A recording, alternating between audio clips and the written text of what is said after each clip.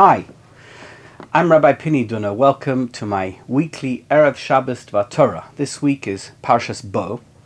So let me share with you a wonderful Dvar Torah for Parshat Bo.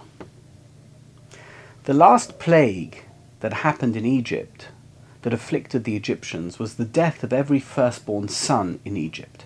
Moshe warned Pharaoh that this plague will occur at about midnight. Vayomer Moshe Ko Amar Hashem Kachatzois halaylo ani yotze b'soich Mitzrayim. But why did Moshe say it this way? God told Moshe that the plague would occur exactly at midnight, b'chatzois halaylo. Why did he change what God had told him? The Gemara in Brachos, Daf Daled, asks exactly this question and offers the strangest answer. It really is very, very weird. Here is what the Gemara says. Moshe Kosova, Shemo Yitu at Stagnine Paroi, V'yomru Moshe Badaihu. Moshe was worried. If he would tell Pharaoh and his advisors that the plague would strike at exactly midnight, and then it happens when they think it's slightly before or slightly after midnight, even by a couple of seconds, they would dismiss Moshe as a liar. That's why he said kachatzois, not bachatzois, at about midnight, to hedge himself. I mean, are you actually kidding me? Have you ever heard anything so ridiculous?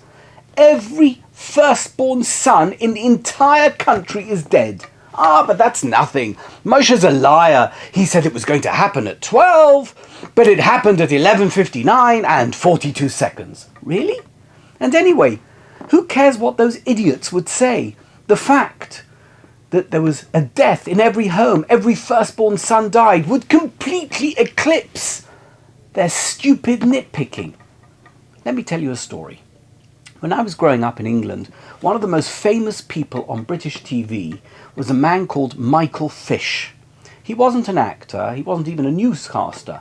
Believe it or not, he presented the weather on BBC News. He was an avuncular-looking man, bald, with a moustache, glasses, a sort of friendly uncle kind of guy. The man next door you'd trust with your keys when you go on vacation. And every night, on the 6 o'clock news bulletin, he would present the weather. Now, let's be honest, presenting the weather is not too difficult if you live in the UK. Basically, either it's going to rain, or it's not going to rain. Now, on the rare occasion when we had extreme weather, let's say a heat wave in August or a snowstorm in January, Michael Fish would warn us all about what was going to happen the night before. And we trusted him implicitly. He was not just a weatherman, he was our friend. He would tell us if we needed to put our car into the garage, or conserve our water, or to wear a warm sweater.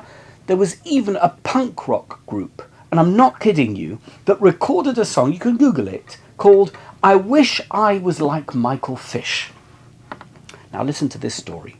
On October 15th, 1987, at the end of the news bulletin, Michael Fish finished his weathercast with the following statement. Earlier on today, apparently, a woman rang the BBC and said that she'd heard there was a hurricane on the way. And then he smiled and he said, well, if you're watching, don't worry, there isn't. Guess what? That evening, the worst storm to hit southeast England for 3 centuries thundered over London and over the south coast of England, causing record damage. 19 people died. It blew away a whole number of sukkahs as well, because that week was Sukkot. Michael Fish's misprediction was based on a slight difference and a minor calculation by the meteorological office, but it totally destroyed his career. As crazy as it sounds, decades of affection evaporated overnight, and he was never taken seriously again. He tried to explain himself, rehabilitate himself, but no one was listening.